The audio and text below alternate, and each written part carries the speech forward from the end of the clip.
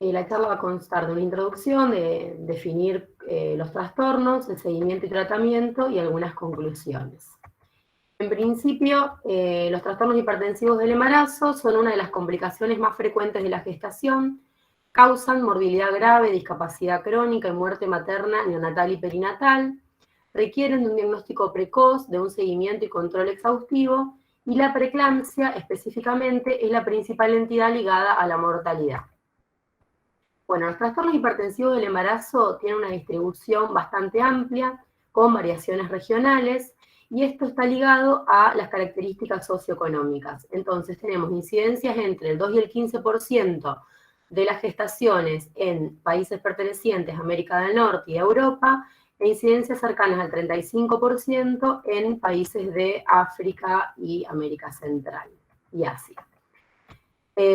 Bueno, la incidencia en Argentina y América Central es preocupante porque tiene un aumento de la prevalencia en los últimos 20 años. Particularmente en Argentina, la incidencia es cercana al 13,9%, según datos y cifras que arroja la Organización Mundial de la Salud en los censos del 2007 y del 2016, que se mantiene invariable. Y como particularidad es muy importante porque es la segunda causa de muerte materna, secundando la hemorragia postparto y puerperal. Bien, ¿cómo hacemos el diagnóstico de un trastorno hipertensivo en el embarazo? Necesitamos 2 registros de TA sistólica mayor o igual a 140 y o una TA diastólica mayor o igual a 90, que no es mucho y parece una pavada, pero es sumamente importante. Esta TA se tiene que tomar correctamente, y esto implica que la paciente esté correctamente sentada, que apoye la espalda, que tenga la vejiga vacía, que no esté con las piernas cruzadas, que esté con los pies apoyados, que no hable durante la toma de la TA, que parece redundante decirlo, pero por lo general siempre aprovechan la consulta y te van preguntando cualquier cosa, que el brazo esté a la altura del corazón y que el brazalete esté sobre el brazo desnudo. Además de que el brazalete tiene que ocupar 1/3 del brazo, no quedar ajustado, y siempre tener en cuenta que la paciente no se remangue el brazo, porque muchas veces se remangan y eso comprime y aumenta también la TA. Así como también que si el manguito no es el acorde para el tamaño del brazo de la paciente, también puede sub o supradiagnosticar hipertensión. También deberíamos tener manguitos o tensiómetros que estén aprobados para la toma de TA en embarazadas. Antes no se recomendaba hacerlo con el tensiómetro digital y ahora se recomienda, tienen que estar bien calibrados y tienen que estar aprobados. Bueno, y las tomas tienen que estar separadas al menos por 4 horas entre sí. La fisiopatología de los trastornos hipertensivos del embarazo es multifactorial. Hay un problema en la invasión en la placentación temprana. Normalmente hay determinados factores como el óxido nítrico, citoquinas, el factor de crecimiento placentario, la proteína papa, que provocan que el sistema vascular sea de baja resistencia. En algunas mujeres genéticamente predispuestas existe una alteración en este mecanismo y en consecuencia de esto lo que pasa es que el sistema vascular de placentación genera alta resistencia y esto determina que haya una disminución en la perfusión úteroplacentaria. Vamos a definir los trastornos hipertensivos en el embarazo de la siguiente manera. Si la toma de TA se constata alta después de las 20 semanas de embarazo, y esto puede ser porque vos conozcas a la paciente embarazada previamente y la primera toma sea a las 20 porque ya la conocés desde las 20 semanas. Hay muchas embarazadas que vienen a la consulta después de las 20 semanas. Si la primera toma es luego de las 20 semanas, estamos enfrente de un trastorno gestacional. Si la primera toma de TA elevada es antes de las 20 semanas, la vamos a categorizar como hipertensa crónica. Y hay grises, por ejemplo, cuando la paciente no la conocemos de antes de las 20, viene a las 20 y vos te planteas, bueno, pero ¿y esto desde cuándo viene? Lo que corresponde hacer es esperar al puerperio a fines categóricos, esperar a las 12 semanas y ahí la vas a controlar. Si la presión se normaliza antes de las 12 semanas, estamos enfrente de un trastorno gestacional. Si la presión continúa elevada después de las 12 semanas de puerperio, la vamos a recategorizar como hipertensa crónica. Y esto es importante porque, bueno, la hipertensa crónica tiene más riesgo de continuar teniendo registros elevados posteriormente a la gestación. A fines prácticos, porque en realidad existen otras entidades como la hipertensión de guardapolvo blanco, la hipertensión oculta, que bueno, son más raras y de menor incidencia, vamos a hablar categorizándola de la siguiente manera. Puede existir hipertensión crónica, que esta puede ser sin complicaciones, pero también puede haber una preeclampsia sobreagregada de hipertensión crónica. Y en los trastornos que se desarrollan de nuevo en la gestación, o sea, a partir de las 20 semanas, vamos a hablar de hipertensión gestacional sin preeclampsia y de las que sobreagregan preeclampsia. A su vez, las entidades más graves son eclampsia y síndrome HELLP, que ahora les vamos a definir. Bueno, hablamos de hipertensión gestacional cuando la TA es mayor a 140-90, pero menos de 160-110. O en realidad hipertensión gestacional leve. Y todos los órganos de la paciente, o sea, no tienen alteraciones. Hablamos de que hay un bienestar de la salud materno-fetal, porque tanto el útero como los riñones, como el cerebro, como el pulmón y el hígado están en condiciones habituales. En este caso estamos enfrente de hipertensión gestacional. Y lo desarrollan el 25 al 50% de las pacientes que tienen hipertensión gestacional van a desarrollar una preeclampsia. La preeclampsia es el aumento de TA mayor a 140-90 y menor a 160-110, que además agrega proteinuria. ¿Cómo vamos a definir esta proteinuria? Es la detección en orina de 24 horas mayor o igual a 300 miligramos por litro. Y esto se dosa así, en un brocal de 24 horas que hay que hacerle juntar a la paciente. También se puede controlar o se puede confirmar con el cociente proteinuria urinaria sobre creatininuria mayor a 30 miligramos milimol o el cociente albúmina urinaria sobre creatininuria mayor a 8 miligramos milimol. La realidad es que no se usa demasiado porque los centros no tienen, es medio difícil de dosar, es bastante práctico, pero no disponemos de estos cocientes todavía en la mayoría de los centros. Así que lo que más usamos es la orina de 24 horas para la detección. Bien.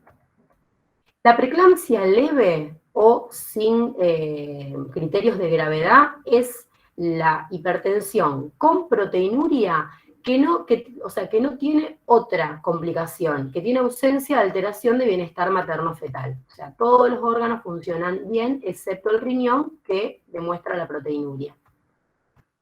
Después también tenemos la preeclampsia severa, que es cuando la presión aumenta por encima de 160-110 o cuando hay presión mayor a 140-90, que no llega a 160, pero aparece tocamiento de órgano blanco. Y esto quiere decir, por ejemplo, proteinuria o edema cerebral con signos de foco, o edema agudo de pulmón, o alteración en la restricción de crecimiento del feto, y esto se puede manifestar como restricción de crecimiento en ecografía, o Doppler alterado también por ecografía, o un desprendimiento de placenta.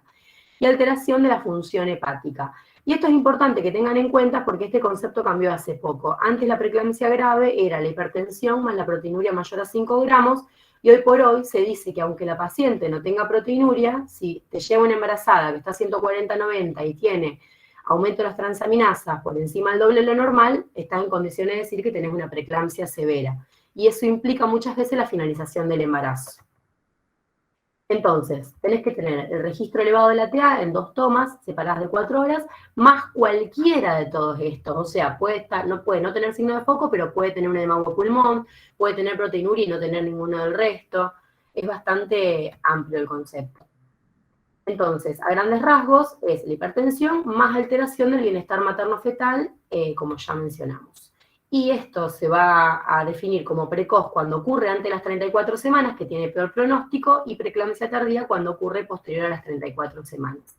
Otra entidad es la hipertensión crónica con preeclampsia sobreagregada, que se dice que tiene el peor pronóstico. Es peor que una paciente es hipertensa crónica y que agrega una preeclampsia a la que hace la preeclampsia de novo porque empieza con los registros después de las 20 semanas. Y esto se define como el aumento súbito de presión por sobrecifras que la paciente venía teniendo, más proteinuria, si es que esta no la tenía. O sea, como es una hipertensa crónica, ya puede tener daño en el riñón previo a hacer la preeclampsia. Entonces es medio difícil el diagnóstico. O la aparición de algún síntoma de disfunción orgánica característico de la preeclampsia. Todo lo que mencionamos anteriormente en una paciente que ya era hipertensa antes de las 20 semanas. Bueno, la eclampsia es una patología grave que tiene una incidencia de 0,05 al 2% de los embarazos, y es la presencia de convulsiones siempre tónico-clónicas seguidas de un periodo posictal de duración variable con amnesia en una gestante que no se conocía, por ejemplo, epiléptica, o que no tenía un tumor cerebral, o que no tenía ninguna causa que pueda justificar una convulsión, y se considera una emergencia hipertensiva. El síndrome HELP es otra emergencia hipertensiva y es un síndrome de respuesta inflamatoria desencadenada por el daño endotelial severo. Ocurre en el 0,1 al 0,8% de los embarazos.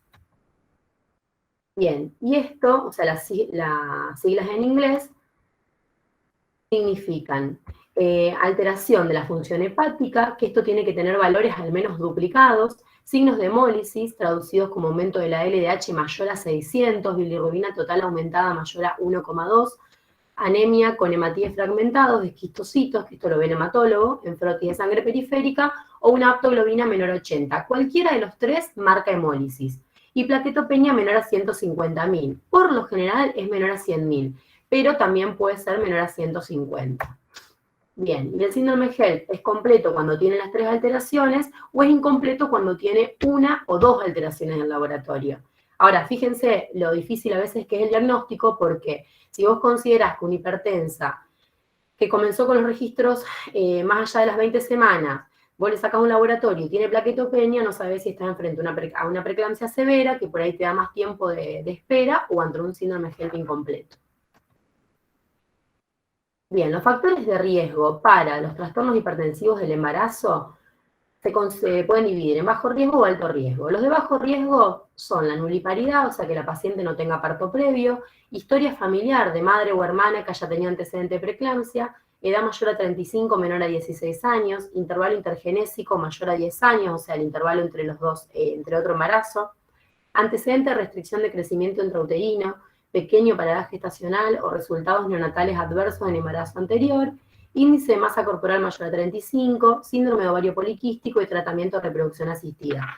Estos son factores de bajo riesgo. Y los de alto riesgo es el antecedente de preeclampsia asociado a parto prematuro en embarazo anterior, embarazo múltiple actual, hipertensión crónica, enfermedad renal crónica, diabetes e enfermedades autoinmunes, por ejemplo, el lupus.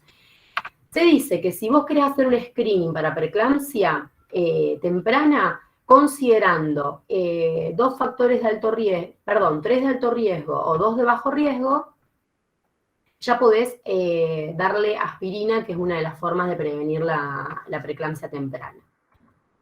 Eso va a depender de diferentes escuelas. Por ejemplo, la Fetal Medicine Foundation habla de que no es suficiente la evaluación de los antecedentes clínicos de los que hablamos recién, sino que haría falta también valorar otros antecedentes, por ejemplo, el control de la presión arterial media en edades tempranas del embarazo, evaluar el Doppler de la arteria uterina a las 11 o 13 semanas y pedir marcadores séricos como el PAPA y el factor de crecimiento placentario en sangre en el screening del primer trimestre. La Fetal Medicine lo que hace es sumar todos esos antecedentes en una calculadora y establecerte un riesgo relativo para la preeclampsia. Es como que te suma todos esos datos y te tira un riesgo estimativo. Y vos en base a eso definís si la paciente va a ser beneficiada con hacer aspirina o no hacerlo. En contraposición a lo que dice la guía NICE y la American College, que hablan de solamente evaluar antecedentes maternos entre las 11 y las 13 semanas por una cuestión de costo-beneficio.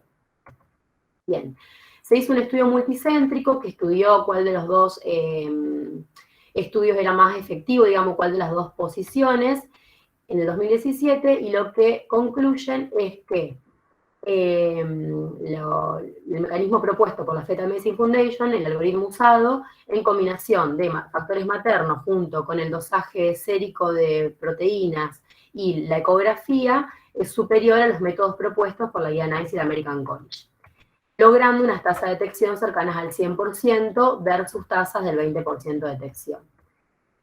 Bien, están en estudio un montón de fármacos y tratamientos para la prevención de la preeclampsia.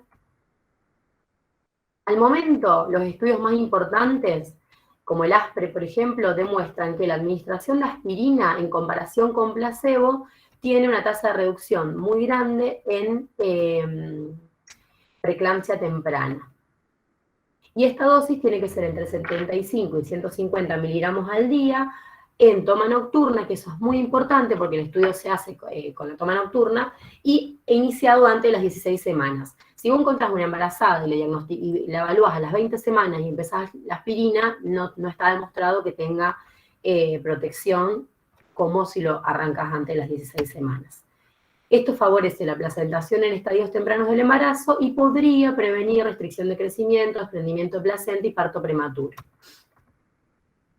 También hay estudios realizados en calcio y embarazo, hay estudios realizados en Rosario además sobre esto, donde se garantiza que la administración de más de 1 gramo de calcio por día en mujeres con baja ingesta, entre 500 a 600 miligramos día, disminuye el riesgo para preeclampsia en un 62%. También reduce el parto prematuro y la incidencia de muerte materna y morbilidad grave, y el efecto podría sobreestimarse por efecto de un estudio pequeño.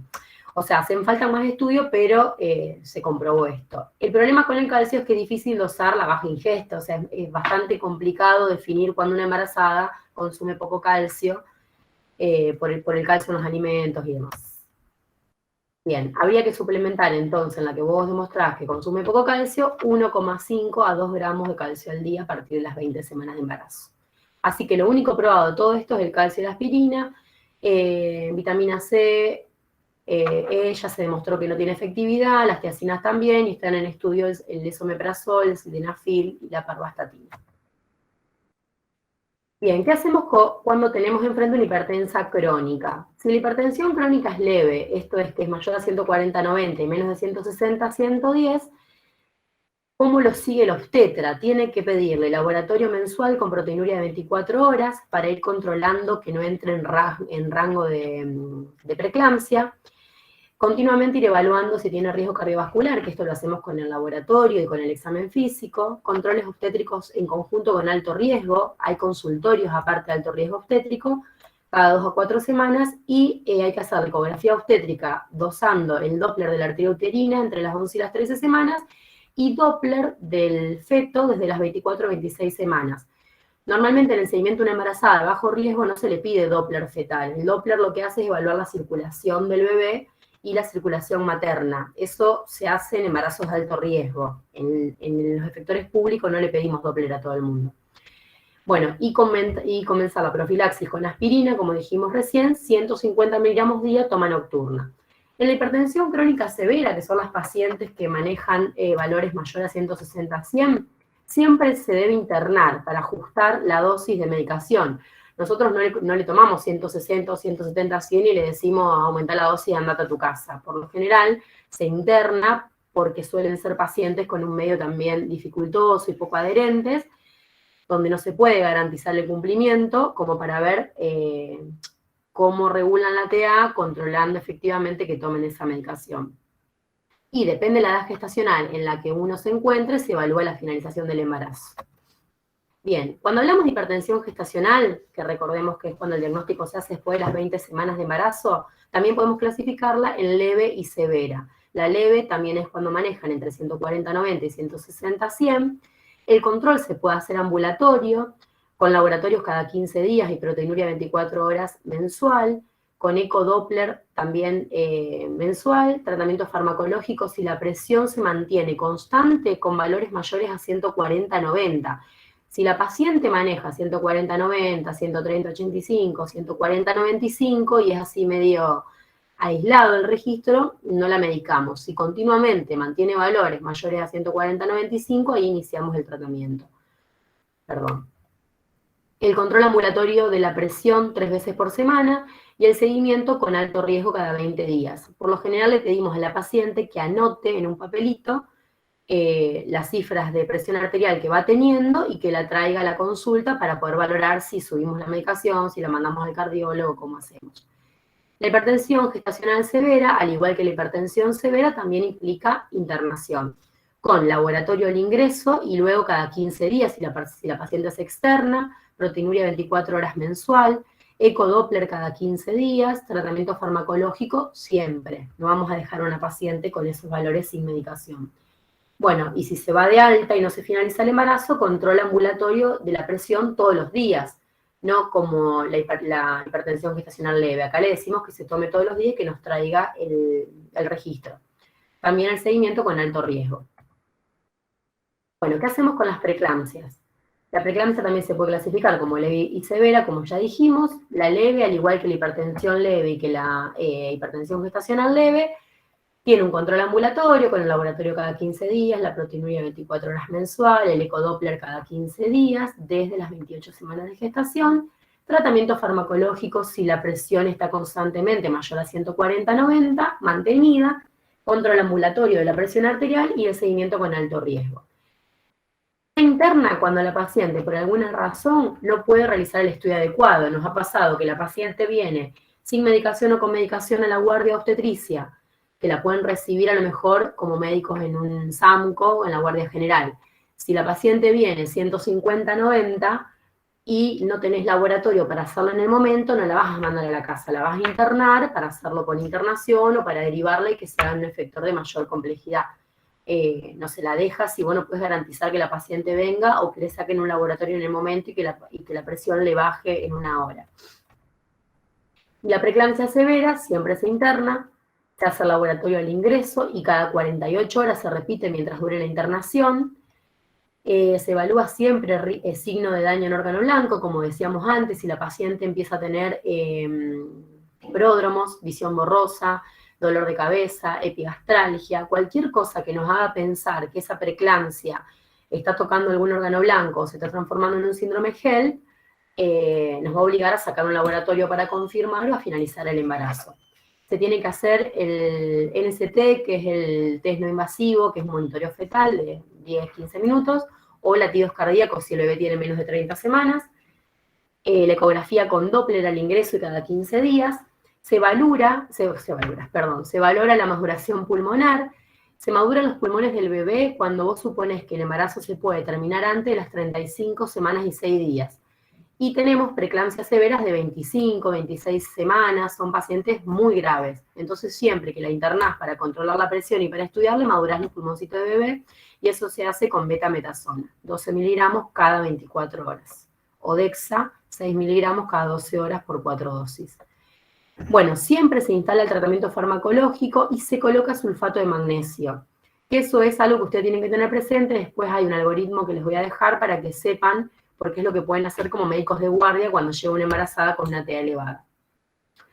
Bueno, se realiza el control ambulatorio de la presión cada 4 horas, ambulatorio o internada. Si la paciente se va a su casa, se va a realizar ambulatorio cuando tenga el alta, si no, obviamente que internada. Y se valora el ingreso a la unidad de cuidados intensivos. Si la paciente presenta una hemorragia severa, si tiene una plaquetopenia severa, si tiene oliguria, si tiene un síndrome HELLP o si hace una falla cardíaca o un edema agudo de pulmón. ¿Qué pasa con las eclampsias? Hay que valorarlas con el equipo multidisciplinario, se coloca a la paciente en decúbito lateral izquierdo, se evita el riesgo de broncoaspiración, se le ofrece oxigenoterapia mientras tiene la convulsión y lo que hay que hacer sí o sí es colocar sulfato de magnesio. Se instala el tratamiento antihipertensivo, igual que en el esquema de preeclampsia severa, se estabiliza hemodinámicamente y neurológicamente la paciente antes de entrar al quirófano a finalizar el embarazo. Y se realiza la monitorización fetal, siempre es bueno después de una convulsión esperar un ratito y escuchar los latidos del bebé.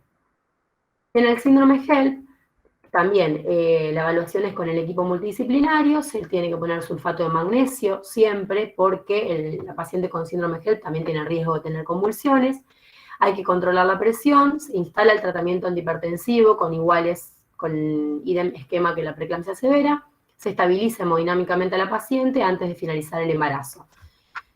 ¿Por qué hay que estabilizarla hemodinámicamente? Hay síndrome HELLP que tienen, por ejemplo, menos de 50.000 plaquetas, entonces hay que valorar siempre esto, a veces hay que transfundirle plaqueta para poder pincharles la espalda. Si vos le vas a hacer una punción para una anestesia raquídea a una paciente con menos de 50.000 plaquetas, está contraindicado. Entonces también en base a eso tratás de compensarla para definir la vía de finalización y la anestesia que le vas a hacer.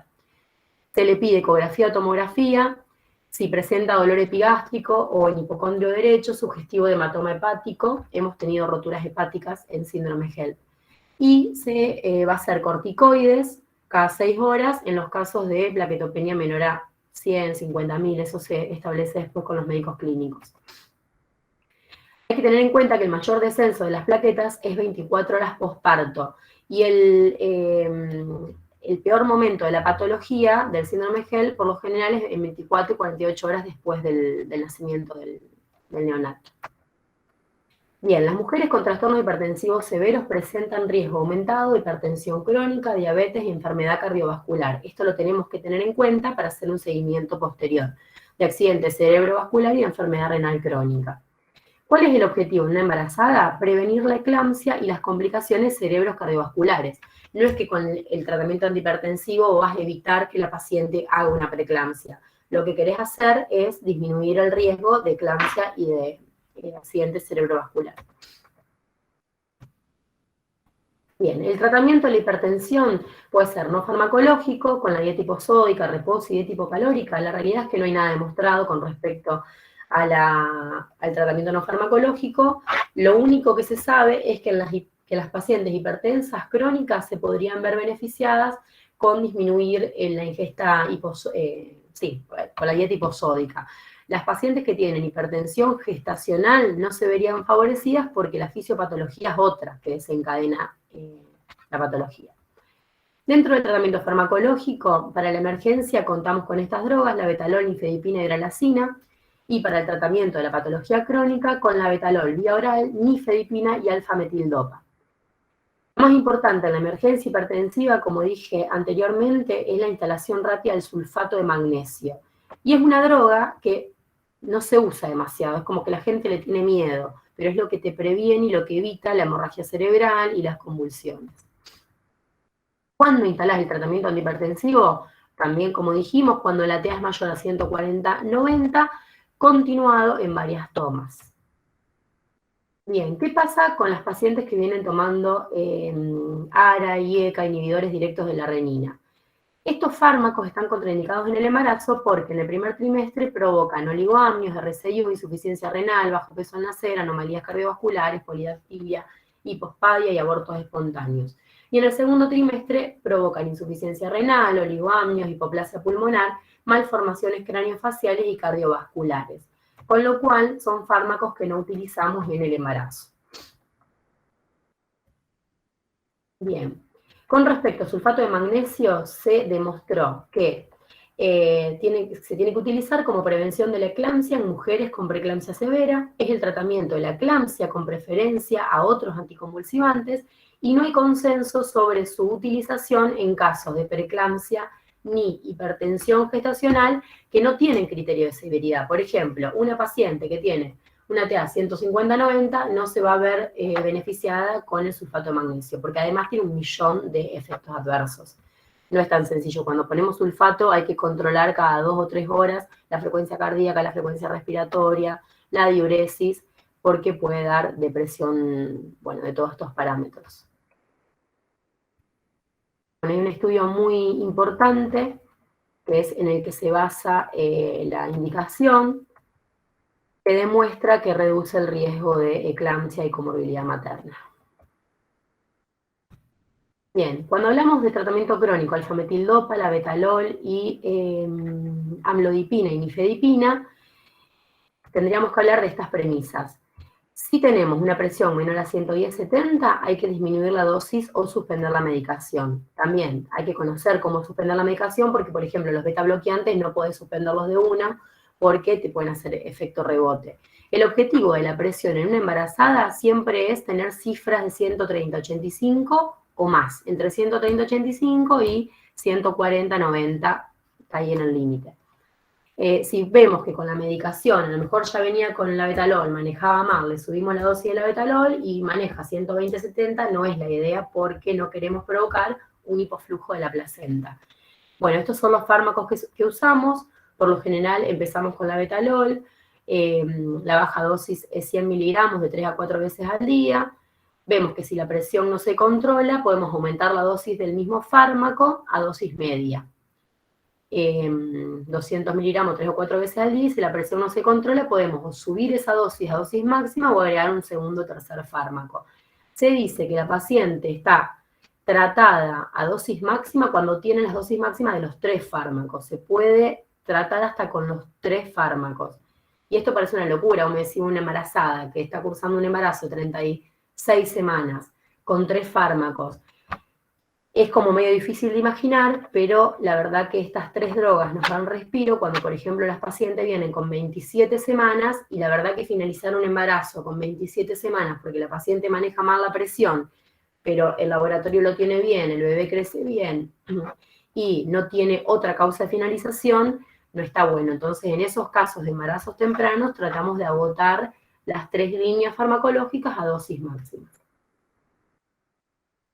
Bien, y este cuadro me gustaría que les quede, yo después les voy a dejar el PowerPoint, me pueden escribir también si tienen dudas, pero está bueno que todos tengan guardado cómo se usa el sulfato de magnesio, porque a lo mejor no van a ser obstetras, pero en una guardia donde llega una embarazada con una presión de 170 a 110, ustedes al ponerles el sulfato de magnesio y saber cómo hacer un bolo de la betalol endovenoso, le pueden salvar la vida a la madre y a ese bebé, porque esa TA puede provocar un desprendimiento de placenta y que esa embarazada no llegue a destino si la tienen que derivar 100 o 200 kilómetros.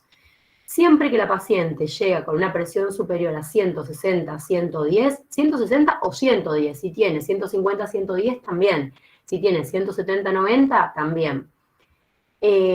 Vamos a ponerle sulfato. Y como el sulfato no es un antihipertensivo, o sea, no lo usamos con esa idea de hipotensar a la paciente, le vamos a poner además una droga antihipertensiva, idealmente la betalol endovenoso. Se hace una ampolla de 20 miligramos en 50 a 100 mililitros de dextrosal 5 y se infunde endovenoso en 10 minutos. La esperamos 15 a 20 minutos y si la presión no le bajó, siempre recordando que no queremos que se hipotense, no queremos pasar de 170 a 110 a 110-70 porque le vamos a provocar un accidente cerebrovascular isquémico a la paciente o le vamos a deprivar mucho el flujo placentario. El objetivo es bajar 30 milímetros de mercurio la presión arterial sistólica y 20 milímetros de mercurio la diastólica. Si nosotros vemos que de 170 pasó a 150, la vamos a esperar un rato, no le vamos a hacer otro bolo de la betalol. Si vemos que no le bajó nada, a los 20 minutos le vamos a poner 40 miligramos. También acá están los mililitros, la volvemos a controlar en 20 minutos. Si a los 20 minutos no le bajó, le vamos a hacer 80. O sea, tenemos mucha cantidad de droga para hacerle con el fin de que alcance un valor cercano a 140-90. Y la mandamos con el bolo de sulfato de magnesio, que son 5 gramos, son 4 ampollas de sulfato de magnesio en 200 mililitros de dextrosal 5 o solución fisiológica a pasar en 10 minutos. Y después queda con una dosis de mantenimiento de 20 gramos, que son 16 ampollas de sulfato de magnesio. Si yo me voy de este seminario y ustedes entienden que si se suben a una ambulancia a transportar a una embarazada, tienen que tener por lo menos 20 ampollas de sulfato de magnesio y ampollas de la betalol, yo soy muy feliz. Y si es un embarazo de menos de 35 semanas, le tienen que poner una ampolla de betametasona a la mamá. Y que después se encarguen en el hospital. Pero ya con eso es un montón lo que pueden hacer como tratamiento del trastorno hipertensivo en el embarazo. Bien, ¿cuándo se debe finalizar un embarazo en mujeres con trastornos hipertensivos? Bueno, hay un millón de guías, un montón de escuelas se plantean diversas edades gestacionales, pero más o menos todas coinciden en lo siguiente. Tanto en hipertensión crónica, hipertensión gestacional y preeclampsia leve, si la paciente tiene buen manejo de la presión y no tiene ninguna alteración de los órganos, como ya dijimos, pueden hacer entre las 37 y 40 semanas. Es decir, vos le vas a programar la inducción del trabajo de parto, la cesárea, lo más cercano a las 40 semanas posible. Si la paciente tiene regular a mal manejo de la presión son 35 semanas y posiblemente no la vayas a medicar, la finalices en esa edad gestacional, ¿sí? En las hipertensas crónicas que tienen preeclampsia sobreagregada, las escuelas son como más, tienen más precaución y sugieren que las que no tienen tratamiento se finalicen a las 38 o 39 semanas. Estas las que manejan bien la presión. Y las que tienen tratamiento entre las 38 y 39 y las que no necesitaron medicación entre las 39 y las 40. Y aquellas que tengan regular a mal manejo de la presión se finalicen a partir de las 34 semanas. Bien, en preeclampsia severa, si vos conocés a la paciente, o sea, te cae con una preeclampsia severa a las 37 semanas y 4 días, no la vas a esperar a las 40. Esto de finalizar entre 37 y 40 quiere decir que si la paciente te cae a partir de las 37 semanas, le finalizás el embarazo. ¿Por qué? Porque la causa de la preeclampsia y del daño de órgano blanco de la madre es su embarazo, entonces hay que liberarla de él. Y si la paciente tiene regular a mal manejo de la presión, con fármacos adecuados, y estos son los 3 fármacos a dosis máximas, tenés que finalizarla a cualquier edad gestacional. Idealmente posterior a la maduración fetal, que eso dura 2 días aproximadamente. Si vos ingresás a una paciente con 34 semanas y tiene visión borrosa, no vas a esperar a la maduración pulmonar. Si entra con 170, 110 y le haces la medicación y después se mantiene 140, 90 y el Doppler del bebé está bien y su laboratorio está bien, podés esperarla unos días, ir controlando el Doppler, ir viendo cómo ella se va adaptando a la medicación, pero claramente no la vas a esperar hasta las 40 semanas. Eclampsia y síndrome HELLP se finaliza a cualquier edad gestacional que se presente. Si llega a producirse antes de las 20 semanas, se sugiere, o sea, se indica la interrupción del embarazo, y si es después de las 20 semanas, se finaliza la edad que se presente con el riesgo, con el mal pronóstico del bebé. Mientras más prematuro, peor pronóstico. Bien, y las conclusiones. Los trastornos hipertensivos tienen una incidencia cercana al 14% en nuestro medio, y esto quiere decir que 1 de cada 10 pacientes embarazadas va a tener una complicación de trastorno hipertensivo, casi 2 de cada 10, que pueden provocar comorbilidad materno-fetal severa, requieren un diagnóstico precoz, seguimiento exhaustivo y pautas de alarma para derivación a centros de alta complejidad oportunos. Bueno, y acá termino. Muchas gracias por la atención.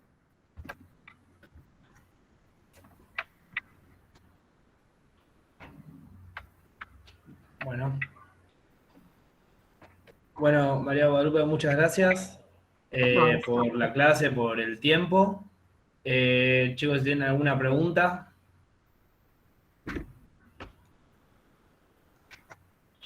O algo que quieran agregar.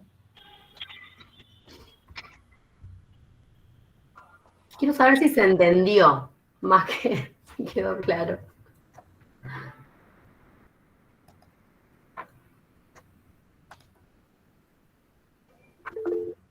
Sí entiende, sí entendió.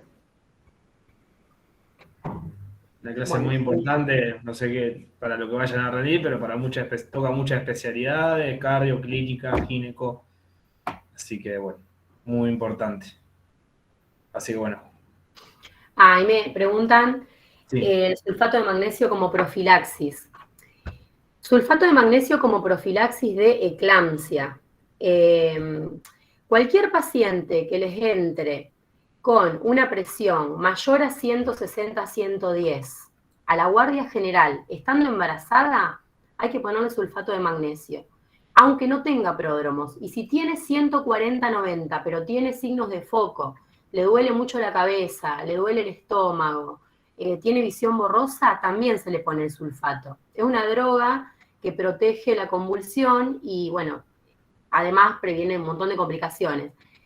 Hay que controlarlas, cada 2 horas hay que ir valorando eso, que la paciente orine mayor a 50 mililitros hora, que no disminuya la frecuencia cardíaca, la frecuencia respiratoria, pero bueno, yo tengo 4 años de residencia y hemos tenido que suspender 2 o 3 veces el sulfato de magnesio, no es lo más frecuente que provoque síntomas adversos.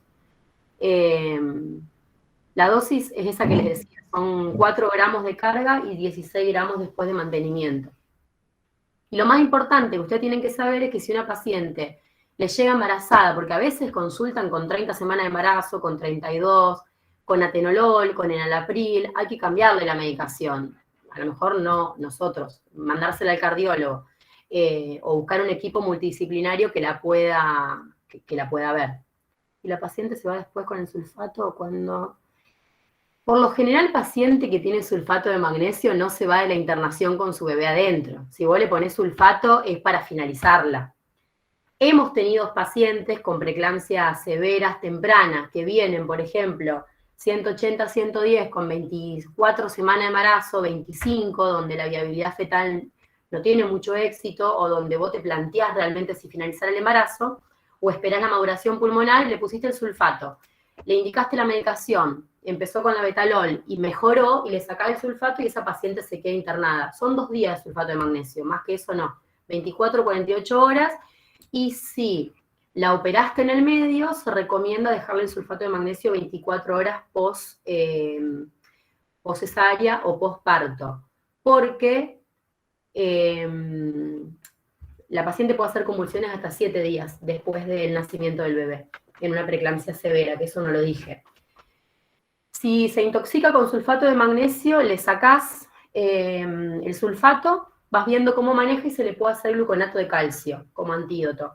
Pero es raro, no nos suele pasar, y eso lo manejamos juntos con los médicos clínicos. De hecho, no le dosamos sulfato de magnesia, no le pedimos magnesemia para ver. Lo valoramos con los signos clínicos. Obvio que si vos empezás a ver que no orina, o que la frecuencia respiratoria está muy baja o muy alta, que la frecuencia cardíaca está muy baja, le vas a pedir una magnesemia, pero no es lo más frecuente. Los reflejos también hay que medirles, el patelar, porque disminuye los reflejos, el sulfato.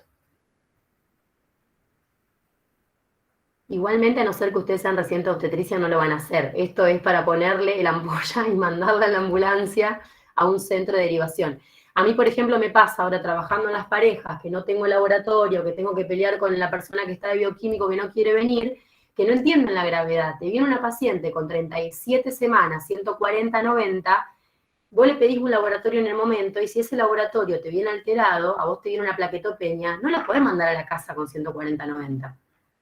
La tenés que derivar, mínimamente para que le hagan un laboratorio en 6 horas, para que le hagan un Doppler y para que evalúen si la finalizan con un parto o con una cesárea. Por eso es tan importante entender que si vos tenés una hipertensa embarazada, tenés que terminar de estudiarla. Primero ver que no tenga pródromos y después hacerle el laboratorio.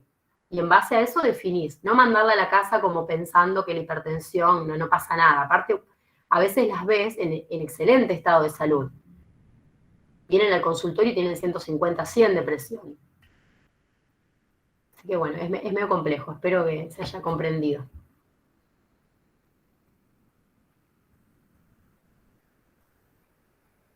Sí, durante el trabajo de parto se deja el sulfato de magnesio durante todo el trabajo de parto y la cesárea también.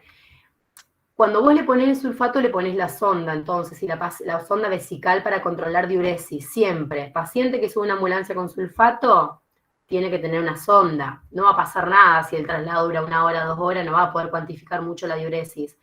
Pero sirve de ayuda, si se la pueden poner mejor a la sonda. Y cuando la paciente va a parir, en el momento del expulsivo, cuando empieza a pujar, ahí lo único que contemplas es sacarle la sonda vesical y después se la volvés a colocar. Y es cierto que el sulfato de magnesio es un antihipertensivo, no se utiliza como tal porque no provoca descenso significativo de la presión y no lo usamos con ese fin. Pero también puede planchar un poco el monitoreo del bebé, entonces vos le estás haciendo monitoreo y ves que está poco reactivo, que está medio planchado, y es por el sulfato de magnesio, hay que tener en cuenta eso.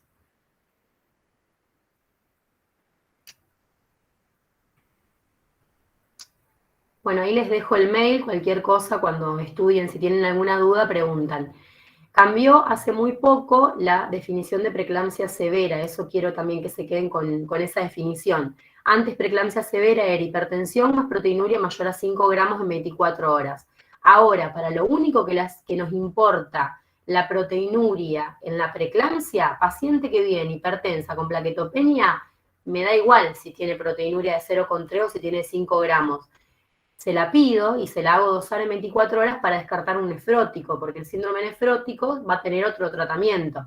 A veces le tenemos que dar estatinas, si ya la paciente parió, le puedes dar enalapril para proteger el riñón. Entonces, bueno, es para eso más que nada la valoración del nefrótico. A veces hay que hacer la albúmina.